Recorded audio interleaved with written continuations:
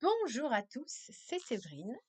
Bienvenue sur ma chaîne Trouver la paix et la joie.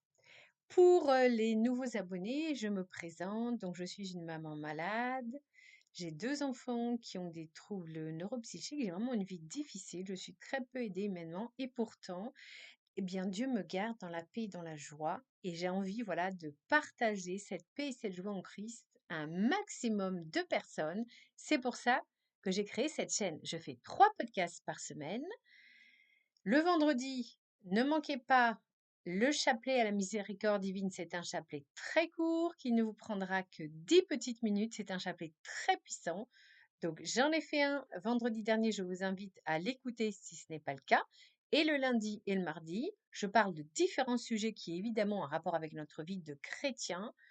Je me laisse inspirer par l'émotion intérieure. Et aujourd'hui, comme je l'avais annoncé la semaine dernière, je vais parler du programme EVARS. C'est un programme d'éducation à la vie. Alors, je prends le affective, relationnelle et à la sexualité. Donc, ce programme est imposé par l'Éducation nationale à tous les établissements publics et privés sous contrat avec l'Éducation nationale.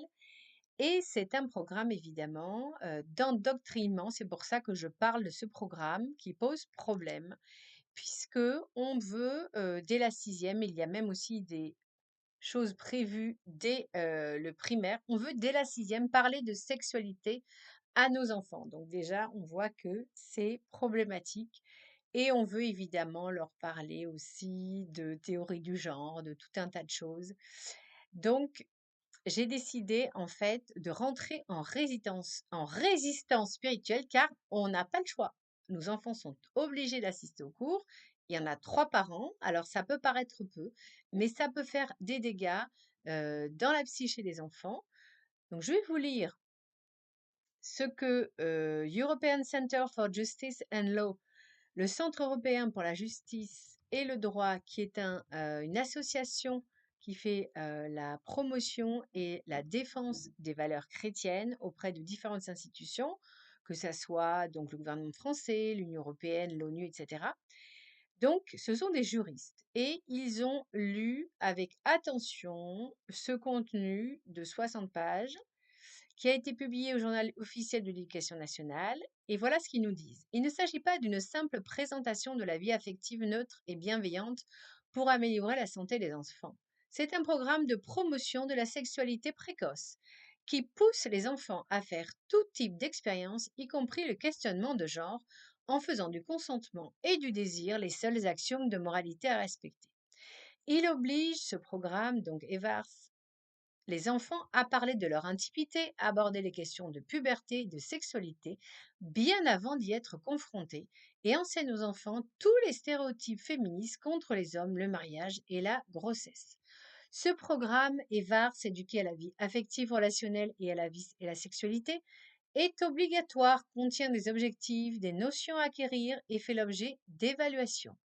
Or, qui dit évaluation dit réponse juste ou fausse. Le caractère normatif de ce programme est donc indéniable.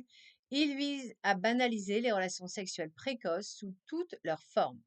Le gouvernement a choisi d'imposer ce programme à tous les établissements, au mépris du droit fondamental des parents, les premiers éducateurs, de donner à leurs enfants une éducation conforme à leurs convictions religieuses et philosophiques.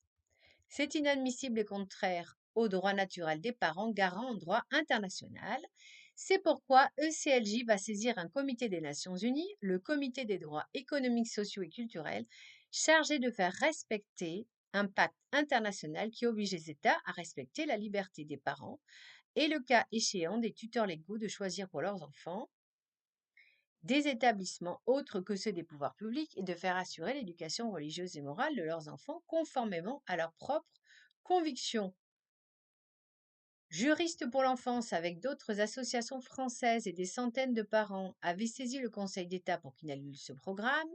Cette juridiction, malheureusement, est de plus en plus inféodée à la gauche et n'a pas rempli son office et a approuvé ce programme EVARS. Donc, ECLG vous invite à signer une pétition. Je vous la mettrai en lien pour que la France respecte les enfants et les droits des parents en matière d'éducation. Maintenant, hem, revenons, voilà, c'est une action, ça prend du temps. Donc qu'est-ce que nous pouvons nous faire en tant que parents? Eh bien, il faut, en tant que parent, prendre les devants, préparer son enfant, lui expliquer ce que c'est en fait que la vie affective et la sexualité d'un point de vue chrétien. Évidemment, il faut faire ça en fonction de l'âge des enfants pour évidemment ne pas les choquer. Donc moi, ce que je vais faire, c'est que je vais vous parler de ce que je vais dire à mon enfant de 11 ans, ce que j'ai déjà commencé à lui dire. Je vais lui dire que nous, en tant que chrétiens, nous obéissons à la loi que Dieu nous a donnée. Nous considérons que voilà, l'homme et la femme s'unissent en vue de euh, faire des enfants, au sein évidemment du mariage, que pour les chrétiens, la sexualité est une belle chose qui a été donnée par Dieu, mais qui se vit au sein du mariage essentiellement. Et évidemment, je prendrai des mots choisis pour lui parler de l'acte sexuel, lui expliquer que de toute façon, avant d'en arriver là, il y a évidemment beaucoup d'amour. On commence évidemment à fréquenter la personne, on fait des activités avec cette personne, on se promène, on fréquente peut-être une église ensemble, on échange sur nos valeurs, on se promène, on va au cinéma, on mange au restaurant, mais en tout cas, voilà, il y a cette idée qu'on apprend vraiment à connaître la personne et que la sexualité n'est pas la première chose quand on prétend aimer quelqu'un dans une relation. Alors qu'évidemment, dans ce programme, ils vont d'abord mettre la sexualité en premier, comme étant un droit, puisque ce programme s'aligne sur l'OMS qui dit que l'enfant, dès sa naissance, est un être sexuel. Donc, nous, on remet les choses en place. On dit que la sexualité, c'est dans le cadre de l'amour et évidemment au sein du mariage. Donc, on prévient l'enfant qu'il ne va pas du tout entendre ça en classe et que malheureusement, il ne peut pas dire qu'il n'est pas d'accord parce que s'il fait ça, eh bien, il va se faire punir. Donc, en fait, on va lui apprendre à tout simplement faire ce qu'on appelle de la résistance intérieure. Donc, moi, ce que j'ai dit à mon fils, c'est que pendant les cours, euh, il n'est pas obligé d'écouter ce que dit le professeur, ou si le professeur dit quelque chose qui va contre ce que nos croyances de chrétiens, eh bien, je lui ai suggéré de prier silencieusement un Notre Père et un Je vous salue Marie, parce qu'on connaît, nous, les chrétiens, la puissance de la prière pour éloigner le mal, et on peut espérer que peut-être que l'enseignant qui sera en face de lui ne sera pas en train de propager un endoctrinement qui pousse à une sexualité précoce en niant toutes les valeurs familiales. On peut espérer cela puisque il y a un programme, mais évidemment, le gouvernement ne va pas être derrière chaque enseignant. Et les professeurs de SVT se sont exprimés en expliquant que c'était pas en fait ce qu'ils allaient faire en premier parce qu'ils avaient un programme très chargé et même, pour dire la vérité, je pense que beaucoup de professeurs de SVT ne sont pas d'accord avec ce programme. Donc, on peut aussi espérer que par les prières, eh bien, ils ne vont pas peut-être appliquer strictement ce programme puisqu'ils ont quand même une grande liberté de manœuvre. Alors vous, ce que vous pouvez faire aussi, c'est prendre rendez-vous avec l'enseignant de SVT de votre enfant et lui demander voilà ce qu'il a prévu de faire en expliquant que votre enfant voilà n'est au courant de rien puisque voilà l'éducation que vous lui donnez c'est une éducation finalement très chaste et que vous lui demandez d'éviter d'employer peut-être des termes trop connotés sexuellement. Voilà. Et donc, voilà. Après, il y a la possibilité, effectivement, si vous connaissez à l'avance les dates, de faire en sorte que votre enfant n'assiste pas au cours, mais vous risquez après de devoir en répondre devant le chef d'établissement. Donc, c'est à vous de voir. Et puis voilà, donc je pense que ce que ce programme EVARS nous montre, c'est que nous devons, nous les parents, éduquer nos enfants. Nous ne pouvons pas attendre de l'école qu'elle fasse l'éducation à la vie affective et sexuelle à notre place. Donc voilà, il faut le faire, c'est vraiment fondamental. Donc je vous propose qu'on termine ce podcast en priant un Notre Père et un Je vous salue Marie pour que nos enfants soient protégés dans leur innocence et qu'ils ne soient pas meurtris par ce qu'ils pourraient entendre à l'école et pour que les enseignants, eh bien, eux-mêmes fassent preuve de discernement. Notre Père qui es aux cieux, que ton nom soit sanctifié, que ton règne vienne. Ah, j'ai oublié de me signer. Alors, on recommence. Au nom du Père, du Fils et du Saint-Esprit. Amen.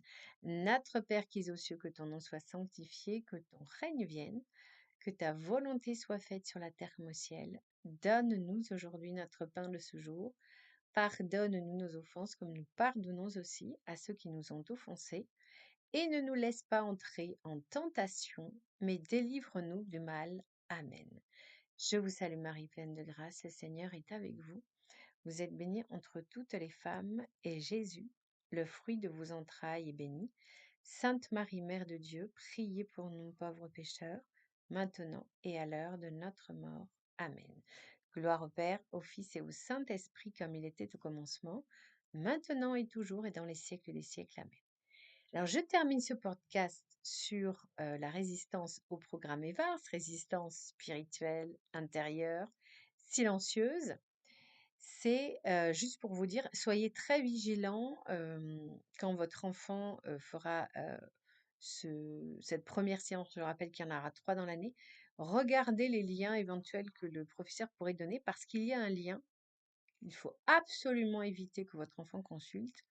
Il s'appelle On s'exprime avec un jeu de mots sur ex et sexe.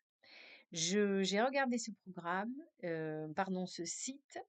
C'est un programme quand même qui n'est pas du tout approprié pour les jeunes enfants puisqu'il y a par exemple une vidéo où on va expliquer ce que c'est que la masturbation. Elle est consultable à partir de l'âge de 10 ans. Vous imaginez un petit peu Hem, donc il y a une vidéo, puis après il y a le texte. Donc l'enfant, il n'a pas envie de se masturber parce que arrêtons de croire que tous les enfants ont envie de se masturber. S'ils sont éduqués sainement, ben, je pense que la majorité des enfants, n'aura pas envie, voilà, de se masturber, en tout cas, certainement pas à 10 ans. Et donc nous voilà, donc il y a une vidéo qui explique que la masturbation, certes, c'est pas une obligation, mais ça fait beaucoup de bien et que, l'OMS a déclaré que la masturbation, en fait, c'était quelque chose, qui, en fait, était très efficace contre le stress, qu'il fallait pas abuser. Donc vous imaginez un enfant qui regarde ça? Donc surtout pas, ne laissez jamais votre enfant, votre adolescent regarder On s'exprime. C'est vraiment un contenu à éviter. Voilà. Donc, dites-moi dans vos commentaires si ça vous a inspiré, éclairé, pour savoir comment se positionner face au programme EVARS. Et puis, si vous voulez que je revienne un petit peu en détail sur comment préparer nos enfants, comment les aider à la vie affective et sexuelle, que leur dire, bah, n'hésitez pas à me le dire. Je ferai peut-être d'autres podcasts sur le sujet. Merci de liker et partager pour faire grandir cette chaîne et que du coup, voilà, la parole de Dieu soit répandue autour de nous un maximum. Voilà, luttons ensemble contre cette décadence sexuelle qu'on retrouve en France et malheureusement dans de nombreux pays occidentaux. Soyez bénis et on se retrouve mercredi. À bientôt.